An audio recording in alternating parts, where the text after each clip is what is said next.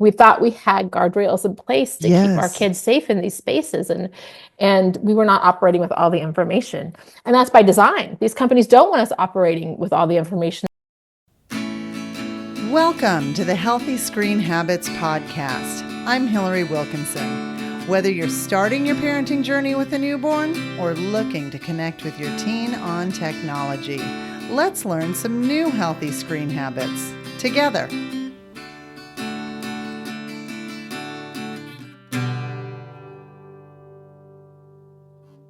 Time and time again, when I ask digital wellness experts and school administrators for the most problematic social media platform, the answer is the same. It's always Snapchat. Snapchat is one of the most widely used social media platforms in the world. With billions of snaps generated every day, it's the communication style of choice for many teens. And this is due to its design that automatically deletes pictures, videos, and communications after a short amount of time. So originally, this feature was utilized in the adult industry, but very quickly became a huge hit with younger social media users.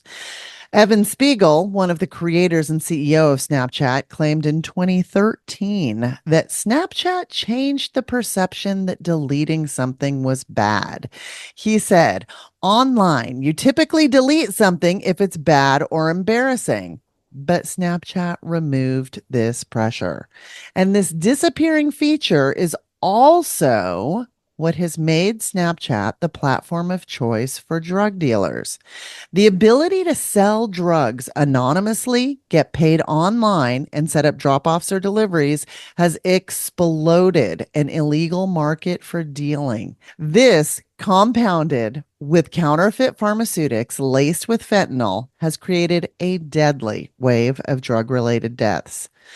And today, I'm speaking with the lady who's taught me all of this, who learned this in the worst way imaginable. She found this all out when trying to understand the death of her beautiful and talented son, Alexander. Welcome to Healthy Screen Habits, my friend, Amy Neville. Hi, Hillary. Thank you for having me. Amy, thank you so much for being here today. I have learned so much from you, your tireless work in anti drug education, and the dangers of Snapchat and working with Parents SOS, which is a community of bereaved parents who have lost their children to online harms. And before we get into it, we kind of did a little check in, but I just wanted to make sure you're having an okay day I'm to having an talk. okay day. That's about the Okay. best we can expect. Yeah, for sure, for sure.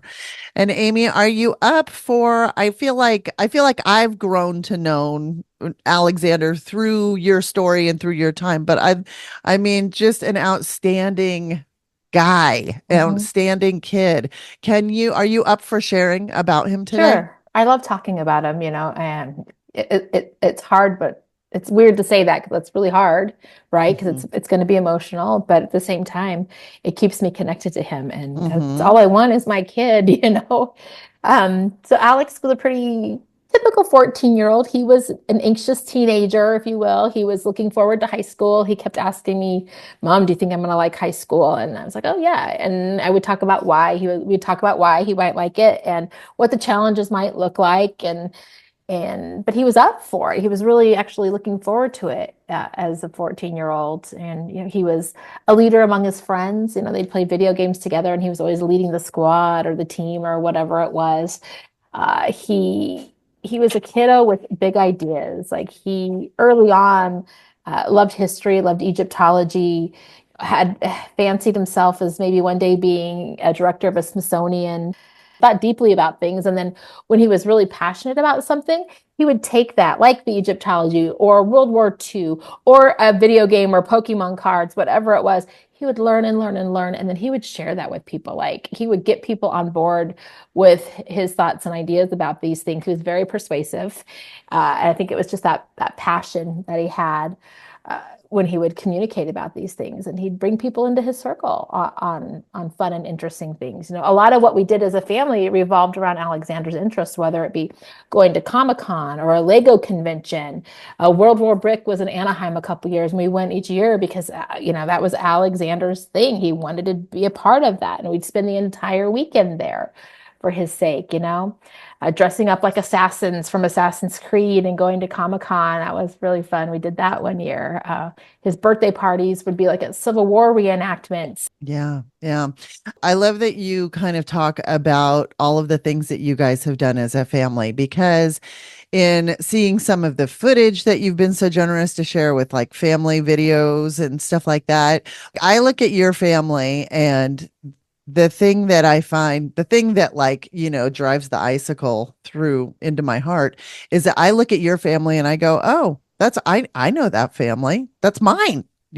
I mean, Mm-hmm. you guys, you were heavily involved in Mm-hmm. activities. You're a heavily involved mom. Alexander did also, I'm only saying this just as to add more information in, Sure. but you're very open with the fact that Yeah. Alexander also had ADHD, Yep. which He had just been the fall before he had been diagnosed with ADD, and we didn't realize it because we had this narrow vision of what ADD is. Kids are hyperactive, they can't focus, and so that's the perception that we had of ADD.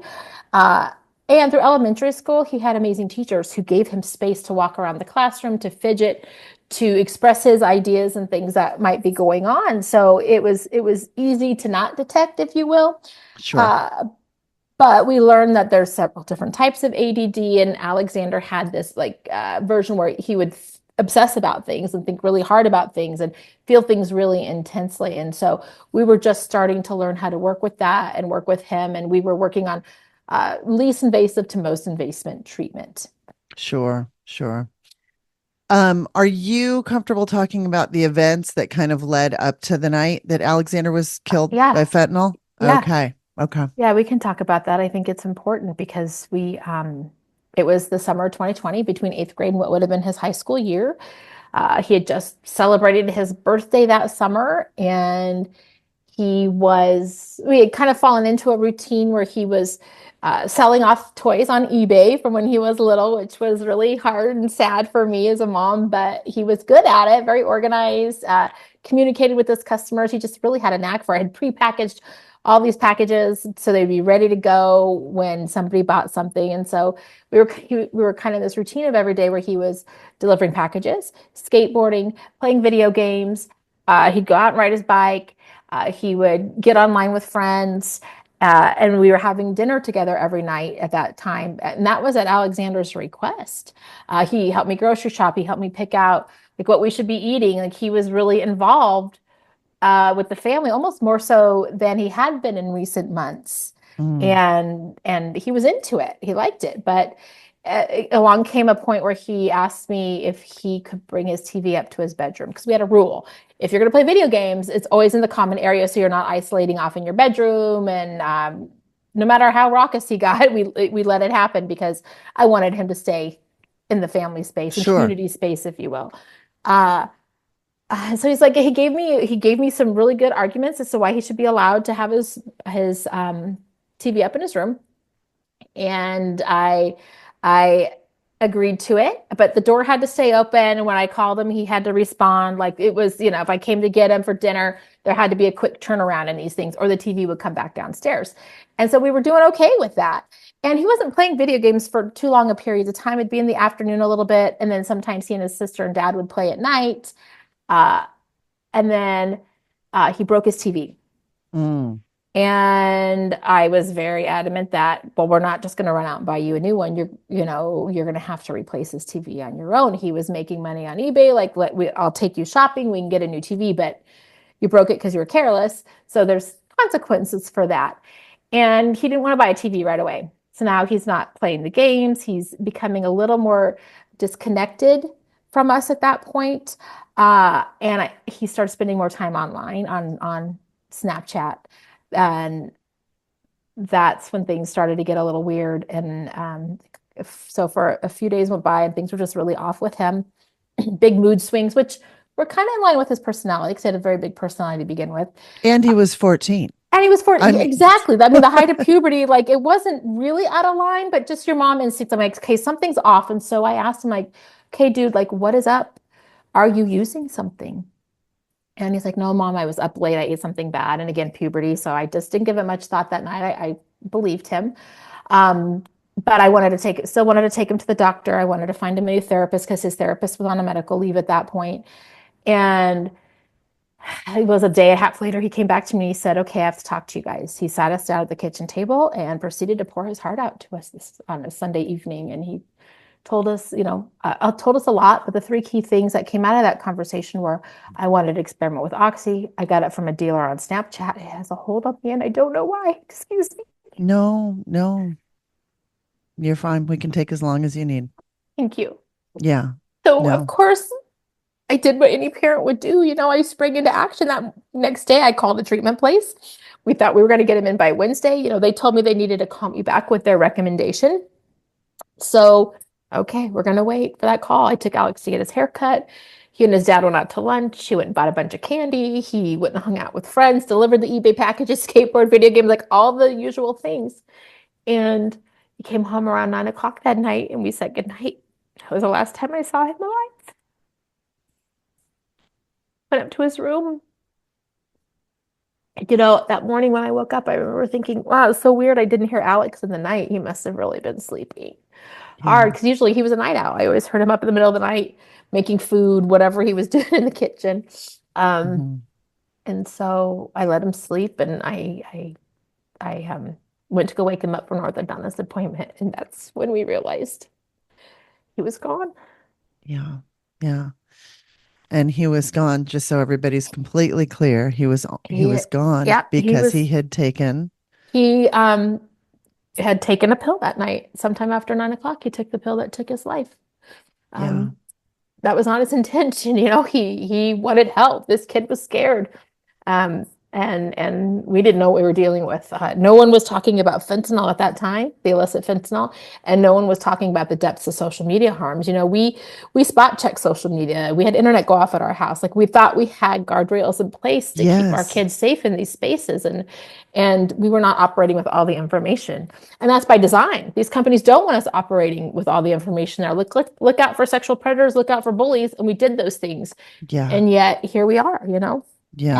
Had I seen no one was talking about the drug emoji code that exists at the time. And so had I seen it, I wouldn't have known what I was looking at. Right. Right. And you, since Alexander's death, have absolutely committed yourself to the education of Yeah. others so that nobody has to live Hmm. through this Yeah. like you are. And when we come back, I want to talk about some ways to recognize drug dealer communications, like you just talked about, as well as to kind of how to start the conversation about fentanyl with your family.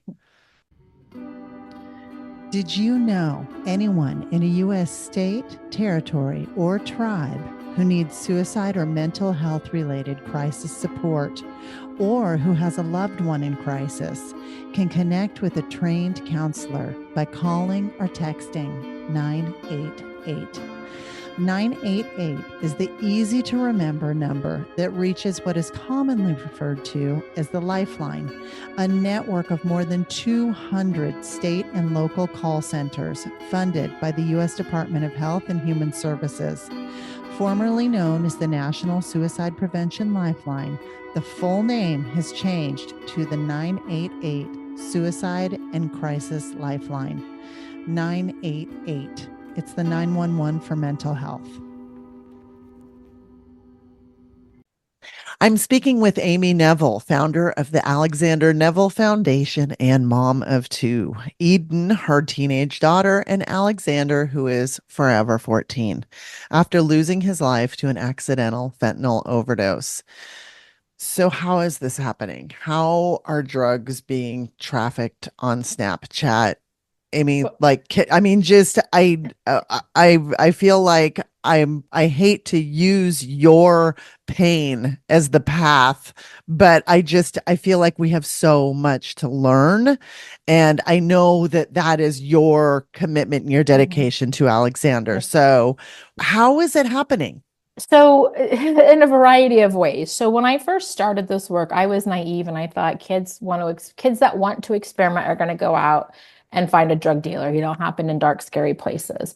But after meeting with teens, I quickly realized, okay, wait, no, this is like way more commonplace and way more of a marketplace on Snapchat and other social media than I realized, right? Like when Alex told us he got it on Snapchat, it didn't occur to me that this was a problem. I immediately thought it was a one-off thing that happened Sure. in our family, and so I started talking to experts, and then of course the teens are where the information's really at. They've been incredible, and so I learned, yes, there are teens who might be curious and they're going to maybe seek somebody out. There are teens who are groomed. It's this drug dealer becomes friends with them on Snapchat or wherever the other whatever social media. And over the course of time, they groom them. And 45, 60 days later, our kids are doing things we'd never thought they'd do before and things they never intended on doing. There's another way of, hey, the kid puts it out on social media. I'm feeling really sad today for whatever reason. Drug dealer has a solution to that, slides into their DMs and says, hey, you're sad, I've got something to help you out. And they act empathetic, like they care. And our kids are in Right. these low decision making moments.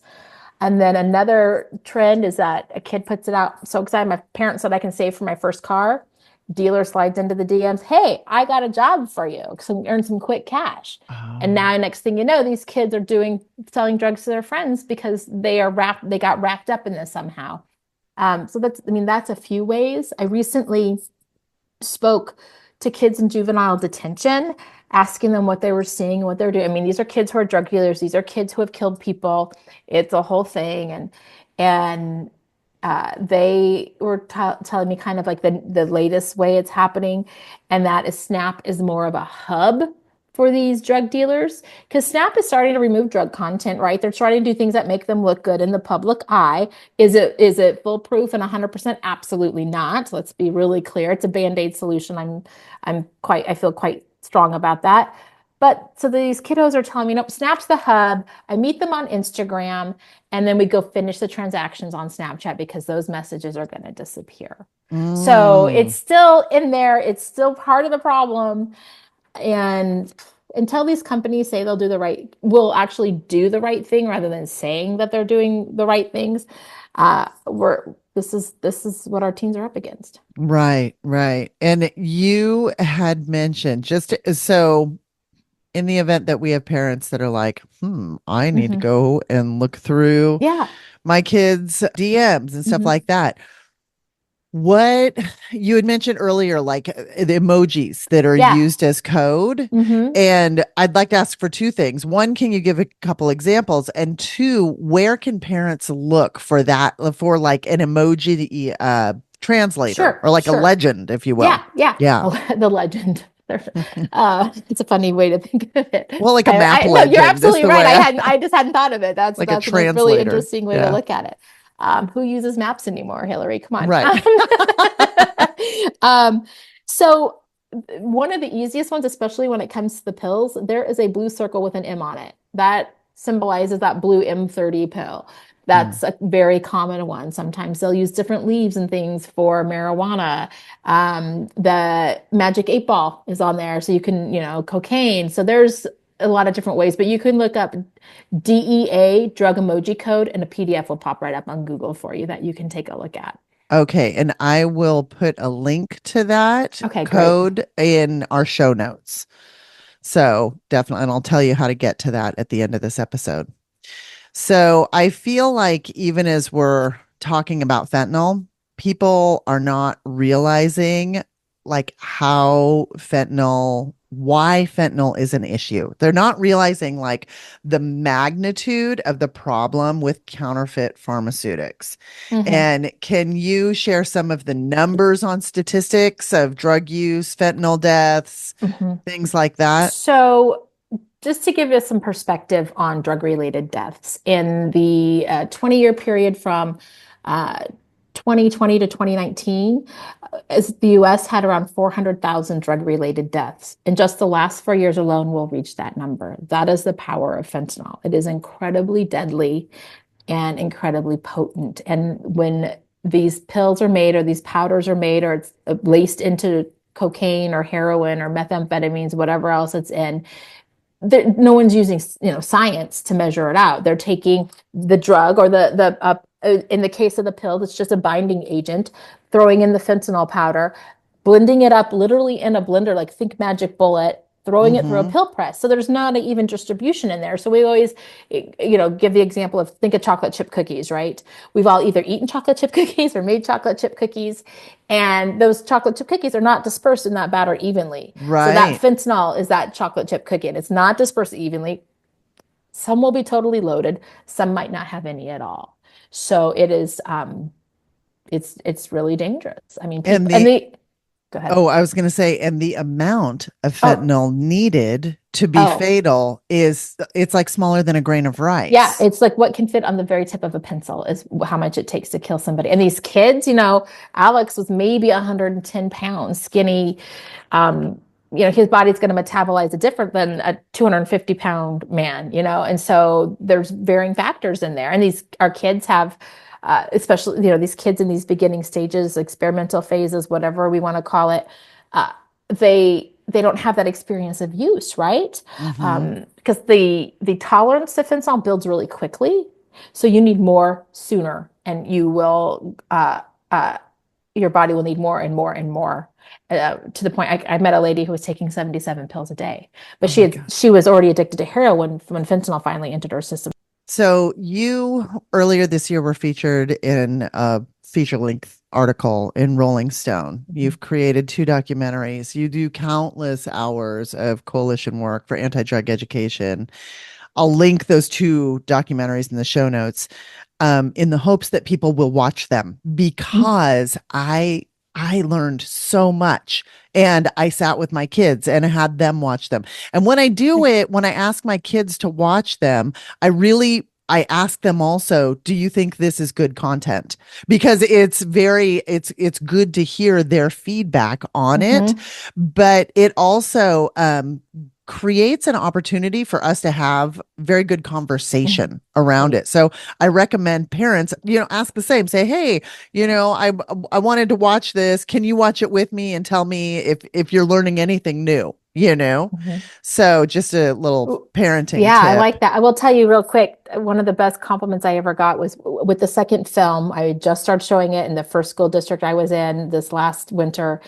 And this kid came up to me afterwards and he says to me, we've had drug prevention education before, but this was real. And like the weight of that kid's words, man, he has no idea what that meant to No, me. no. Yeah. Okay. And so I don't want to tell your story, but I will say that the first documentary that you did, Dead on Arrival, Dead on Arrival, I think is very hard hitting for parents Hmm. because it's more of a parent perspective. Hmm. But the second documentary had a much more resounding impact on my children because it is told from the sibling perspective. Hmm. And your daughter Eden's story is in that as well. And it's incredibly powerful. And what's the name of the second documentary? Come back home. Come Back Home. So, yeah. And like I said, I will link both of those Right. in the show notes as well. This is an episode that's packed with resources. So, so, you also, among other things, are involved with a group of parents that's suing Snapchat. Yeah. And these are all parents whose children have lost their lives. And I know this lawsuit is ongoing. Mhm. Are you at liberty to talk about it at all? Yeah, I Are can talk you about it a little bit. okay? So it was filed a year ago. We had our first hearing a little over a year ago, and the judge did say that we could move into discovery, which was a huge, huge deal. It's the first one of its kind, these fentanyl cases through social media that is being allowed to move into discovery. And so, we're in the process. We've had a couple of hearings since, and we're in the process of making all those things happen. They're going to look at different cases that might be the example cases. They're called bellwether cases. Uh, But Snap has since filed their appeal. Um, and in the meantime, they filed amicus briefs from groups that are funded by big tech. Amicus briefs are these legal documents that get submitted to the court to say why this lawsuit is bad. And they're supposed to Mm. be bipartisan, as if they don't, have a stake in the game. But the reality is, the majority of these people that have filed the amicus briefs are influenced by big tech because they take big tech money. So Yeah. we're in the waiting game. We're waiting for this to happen. So it's been very interesting. The judge in our case, Judge Riff, has been very careful in his discussions in the courtroom, and making sure that he is doing what is right. So I'm really grateful to him, but we're really just in the waiting game still on Okay. whether or not Snap's going to be allowed that appeal. Okay. So, like I said, I talk to a lot of parents who have lost children due to Snapchat. Hmm. And my biggest advice that when I go out and give presentations is don't allow your kids to download this app. And Hmm. I implore you, to the listeners, I implore you to recognize that the fun filters like the doggy ears and the rainbow tongue and all of this stuff, it's the same tactics that were used by big tobacco to lure a younger user base by flavoring cartridges, like to taste like cotton candy and naming them cute names like Sesame's Treat or Bubblegum or something like that. It's they start in a very playful manner and it turns dark quickly. Hmm. And by quickly, like you said, 45 to 60 days, you've got kids Hmm. who are ending up doing things that they never would have found themselves Yep. doing. So Yep. it's the same dark tactics that are It used. is. I mean, they everybody thinks it's a free app, that it's a free product that we put on our phone. But as soon as our kids and because some of us adults use these things too, and our kids engage with these apps, we become the product. We're the Yes. data that's bought and sold all day, every day on these apps. I mean, Snap has the Snap Streak, which is designed to get you to show up every single day. And when I talk to teens and I do these listening sessions with teens, I often hear like, well, it's fun at first, but then I get a little anxiety over it. Like I get the notification, Mm-hmm. oh, my Snapchat's going to end, and they've got this compulsion that they have to go do this. And that compulsion is what addiction feels like. And Sure. so it's Because driving that. it uses the same pathways in the Hmm. brain. It's Hmm. all dopamine fed. It's the pleasure pathway, pleasure pain. Hmm. It's the same pathways Hmm. that get used. Yeah, So, and kids don't want to lose their Snap streak, but Snap has since fixed that problem in that now you can pay 99 cents to get your Snap streak back, which, is that is all to drive the bottom line. That is no, all it's about all money. to drive the bottom It, line. And Snap has also done, I don't want to turn this into a talk about AI and bots because that's we'd be here another all. episode. But the whole AI, my AI Hmm. friend Hmm. feature, Hmm. where you cannot remove from the app Hmm. unless you pay to have it Yeah. removed. It's no, it is paying for your freedom for Hmm. things, which Yeah. in essence is not freedom at all. Not at So, all. Not at all. yeah. It's amazing what they can get away with right now because there's no regulation. And as hard as we're trying for regulation and legislation to keep kids safe, they've got billions and billions of dollars. They out money us. In a very big way. And unfortunately, that's winning out right now. Hmm. And so it's really scary. The future is very, very scary on these platforms without any regulation. I mean, we needed regulation for cars, right? We needed it for big tobacco. Alcohol is regulated. Any new consumer product that comes onto the market is faced with scrutiny. If it was a defective seatbelt in the car, it's going to get fixed. If the product doesn't work the way it's supposed to, it's going to get fixed. So why do Yeah. we let kids that really are designed for addiction and where a lot of harm happens to our children, why are we letting them get away with that? I don't understand. Me neither. So we have to take a short break, but when we come back, I'm going to ask Amy Neville for her healthy screen habit. Diving into the world of smartphones can be a wild ride for kids and parents alike. Whether your child is getting their first smartphone or has had one for a while, chances are they're still figuring out the do's and don'ts of using a smartphone wisely. Our book is here to help.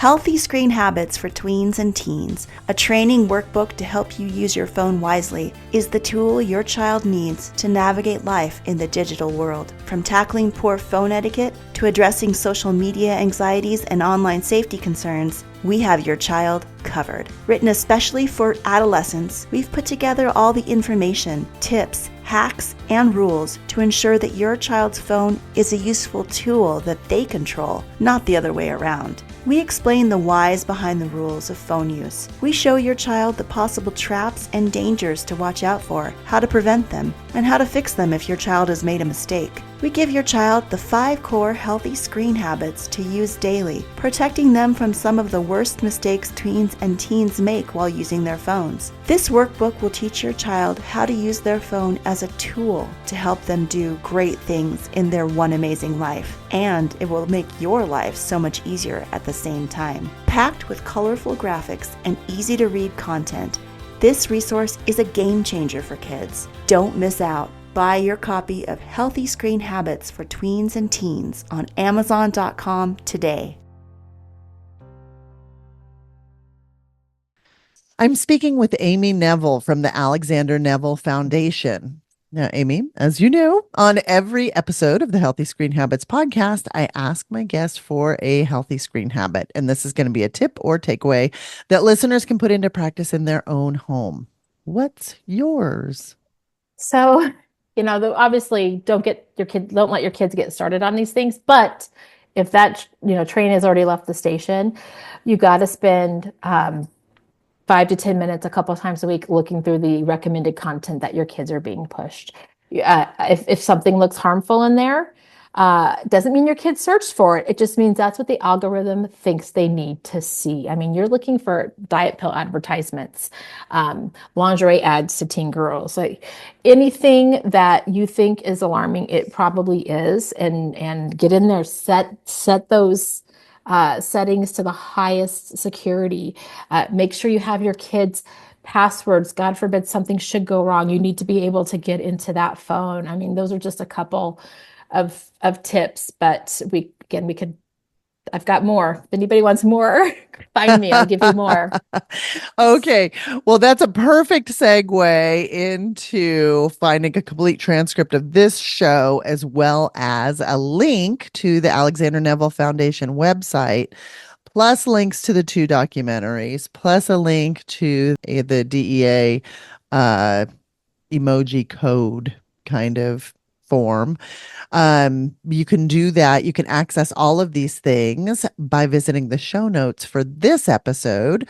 You do that by going to healthyscreenhabits.org, click the podcast tab, and scroll to find this episode. Amy, thank you so much for being here and for sharing Alex with all of us and for your tireless efforts to keep kids safe. Thank you. And thank you for the work that you do. For more information, you can find us on Instagram and Facebook at Healthy Screen Habits. Make sure to visit our website, healthyscreenhabits.org, where you can subscribe to the show on Apple Podcasts or via RSS, so you'll never miss an episode. It's free, it's fun, and you get a healthy new screen habit each week.